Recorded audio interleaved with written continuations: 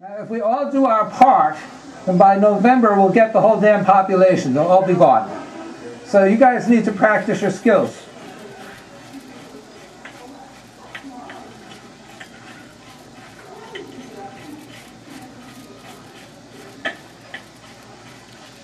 There we go. You need to get a little bit rounder at the very base of the neck. But you notice now her back is coming up. It's swinging a little bit more. You notice she's bending her back legs better, her hocks and her stifles better. This is all because most of the muscle tension has been released. You've had a pretty good result here, but there's only so much you can do in 40 minutes. But I'm pretty happy with this, believe me.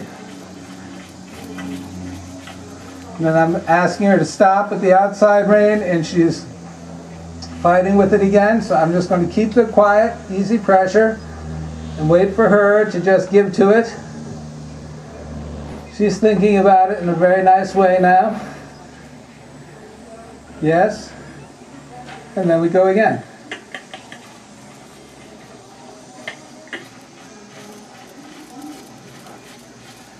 Yeah.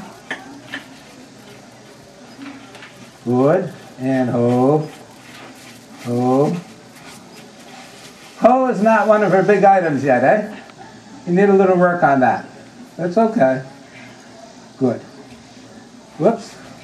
Is that a bug or is that a strap I see? That was a strap. Okay, go. So now we need to teach her how to stop. So I say ho. And I basically stop that outside rein. I don't pull backwards on it. And it's kind of a weird thing. You can feel it from the ground. I just stop moving. And the rein, the bit stops. But you get that same feeling when you're riding. You don't want to pull backwards on your horse to teach him to stop. You want them to teach them to stop and actually get a little bit longer in the frame as they do it so that they can come up with their hind legs and stop. So I'm going to say the word ho, and the rein stops. It's not pulling backwards. She ran forwards into it, and I'm just going to wait for her to soften. And she's thinking again. This is not a bad moment. This is sort of a good moment, where she's sort of pondering her situation. We like horses to stop like this and just sort of think things through and take their time and figure them out. Don't be offended and think, oh, she's resisting or evasive. In fact, if you want to be a good horse trainer, take those two words, resistance and evasion, and don't ever use them again. And ho. And ho.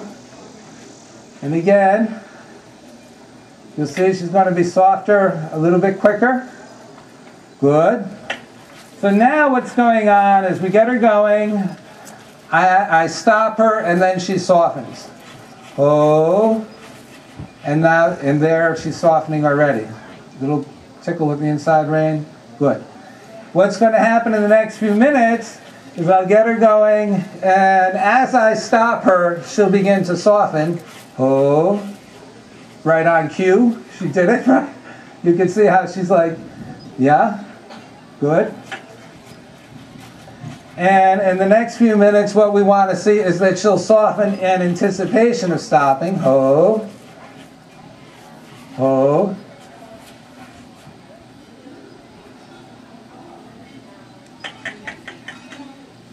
Come on.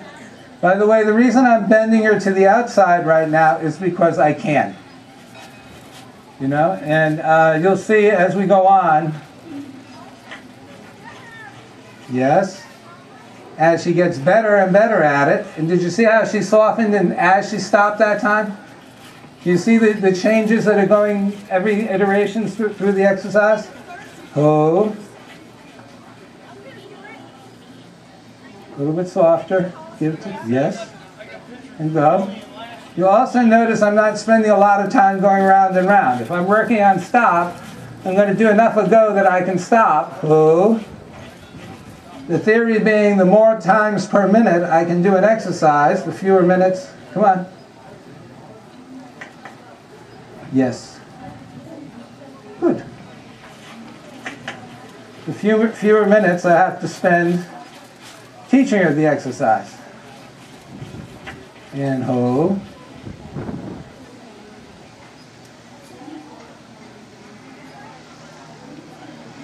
Good. And ho. Yes.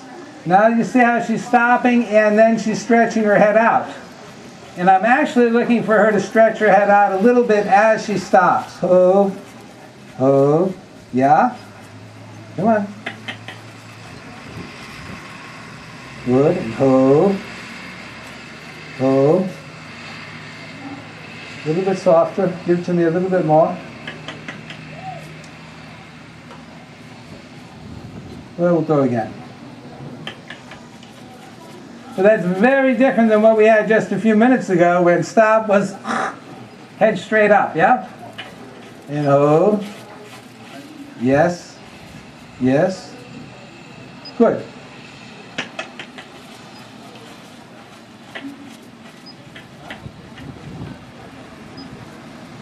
And ho. Yes. Good.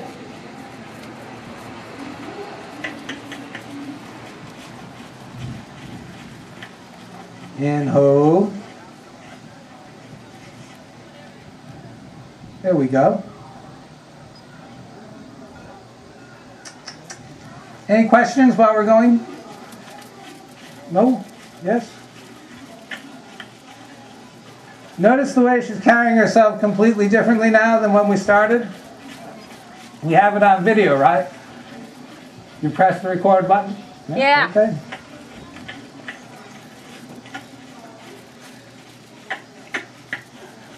Good. And ho. Yes. Yeah. Ho. No, don't run through.